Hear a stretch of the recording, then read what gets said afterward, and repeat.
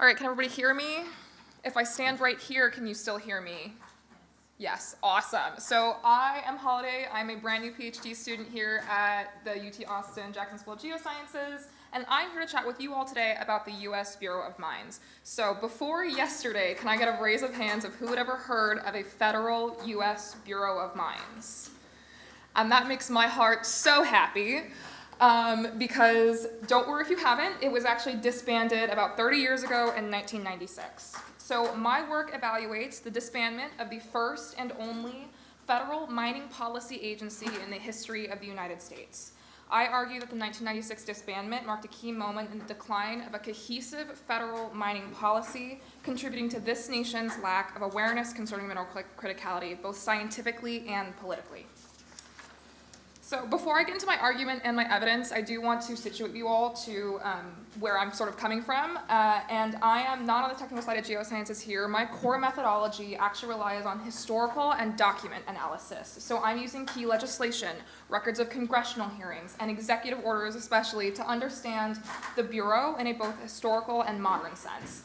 The federal government, and especially Congress, are the key drivers of our nation's critical minerals policy, so that's why I'm focusing my attention there.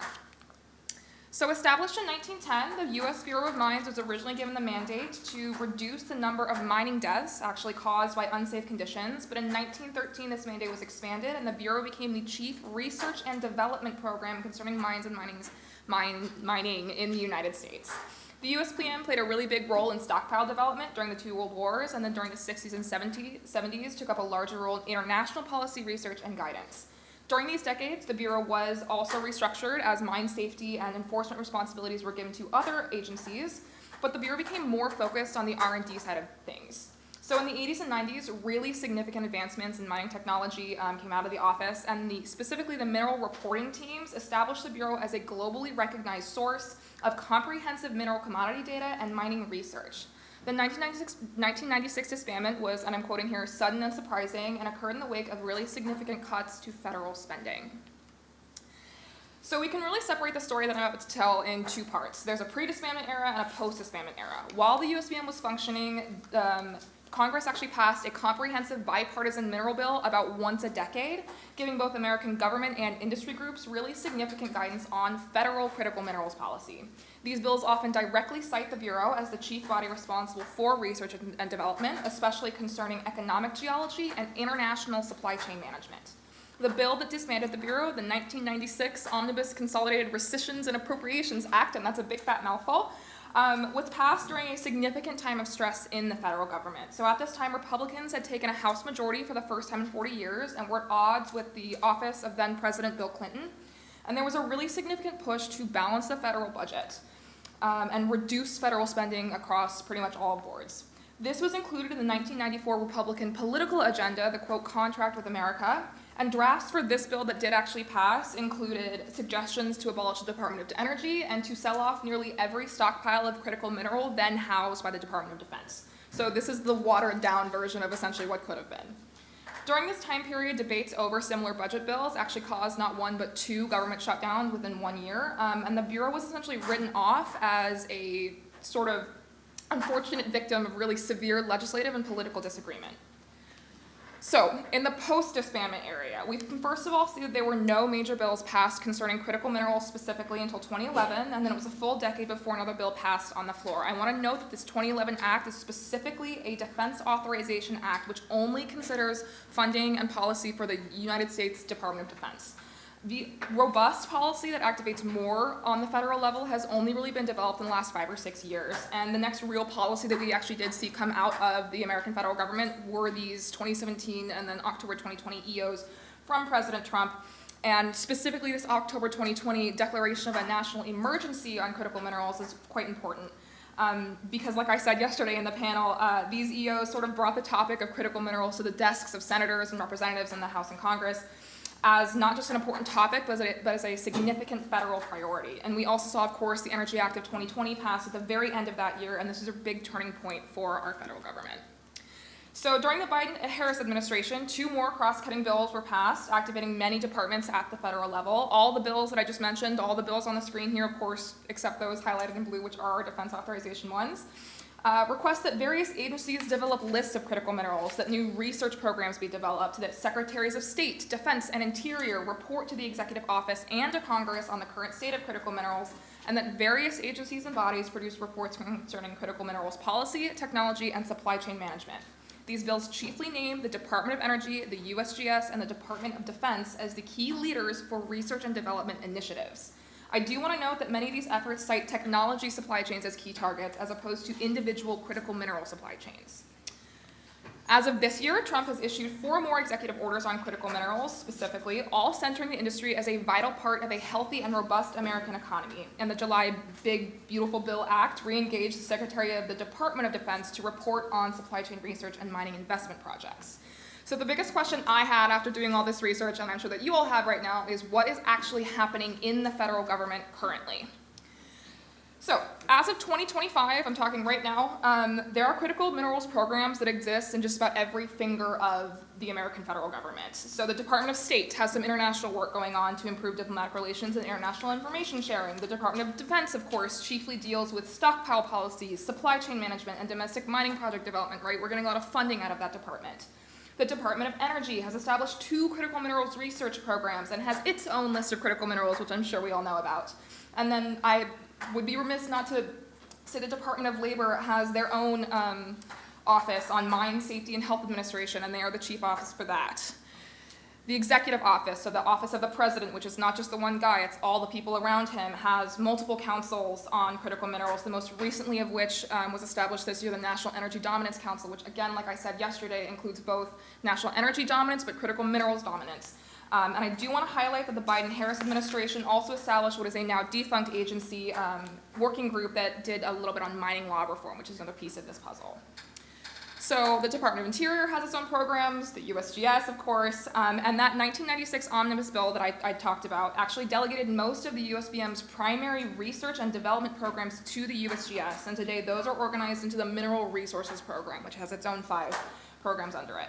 Now, this program and its associated offices suffered some really serious budget cuts over the last couple of years, and they have been since about the 1990s, and they are not widely referenced or represented in Senate or House hearings, and that's important. It's also worth mentioning the Office of Surface Mining Reclamation and Enforcement does a lot of our nation's mining law and policy enforcement, but this is really focused on the mining law of 1872, and they're not doing a lot of advocacy or research on this issue. We're going to go back to 1996. So at the time of its closure, the USBM had 2 main departments, the Information Department and the Analysis and Research Department. The Information Department covered reporting on just about everything concerning critical minerals, including commodity summaries, specific country-by-country reports, regulatory law analysis, as well as impact analysis of both national and international mining standards. So this is essentially that pre-competitive data that Simon Jowett was talking about in his talk. And all of this information was made readily available to members of both the federal government and to the international community with publications out of literally all of these offices at minimum once a year. These were all on a regular basis. In the Analysis and Research Department, the Bureau collaborated with state and local governments, as well as universities and mining companies to research mining safety, specific minerals, remediation efforts. Again, you name it, they probably had a professional on it. So today, we see that many of these original programs and offices are being upheld in some way or another, but they are severely disjointed and sort of mishmashed across the federal government. There are also pretty significant dimensions of the critical minerals ecosystem that we've lost, including clear global research perspectives, international engagement, and lines of communication between federal and state governments and bureaus. Additionally, many of the programs that exist that I'm citing here in 2025 are competing with each other for funding and resources and have widely overlapping mandates or unclear initiatives. So the big question people are asking now is, should we reestablish the Bureau? And I'm going to start with the case to reestablishment, which includes the fact that the fragmentation that I just mentioned can be really easily remediated by the centralization of these programs under one heading. There's a real lack of synergy on this issue across local, state, and national lines, and I want to point out that academia, industry, and policy institutes have really taken up the R&D part of this process, as well as that advocating role on Capitol Hill. So currently there are no DC offices held by a federal critical minerals program, and many of the offices that I mentioned that are functioning as of 2025 are honestly pretty difficult to find in research. As a citizen, right, not as a researcher, it's hard for me to find that information. federal legislation passed in the last 5 years has chiefly attempted to increase the visibility of the information being produced on critical minerals so that American politicians, mining companies, and scientists can make well-informed and timely decisions.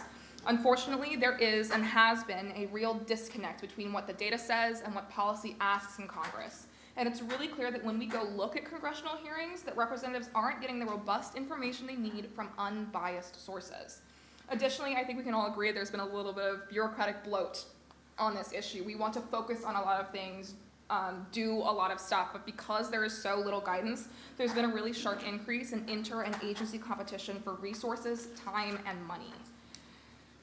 So based on everything I just said, there is also a pretty strong case against reestablishment. First and foremost, I want to make it clear that given our current outlook on federal budget considerations, it is really unlikely that Congress would look favorably upon establishing or even reconsolidating a federal bureau that was dismantled back under very similar political circumstances, right? So 1996 looks a lot like 2025 in this sense. In reestablishing, we also run the risk of duplicating and further confusing current programs and federal efforts, and that might lead to further decentralization of this issue and less overall clarity. Finally, it may just be that the Bureau is outdated, and given the enhanced role that academia, industry, and policy institutes are now playing, it may not be reasonable to reestablish a federal level bureau. So, given all of this information, I think it's fair to say that my core policy recommendations do include reestablishing a centralized federal mining agency a la the Bureau, but I also want to point out that investing in domestic mining and processing capacity and continuing to enhance our mineral data collection services is vital. Keeping funding in R&D programs and continuing to invest in domestic remediation, recycling, and development research will only ever enhance our capacity to respond to supply chain shocks. Something I'd personally like to see is for American federal government representatives to step back into real international cooperation and data reporting on this issue. Scientific envoys have historically been a key part of our sort of finger on the pulse of the critical minerals economic and social climate of the globe. And given that we've identified adversarial nations in this context, I think it's of utmost importance that we not only identify but build relationships with ally nations with whom we can collaborate. I also think that federal and state lines of communication needs to be significantly enhanced, but that might be a presentation for another day. So I think I might be on my time, but thank you so much for being a great audience for my first presentation, and I do have some topics listed here that I'd be happy to elaborate on. Thank you so much.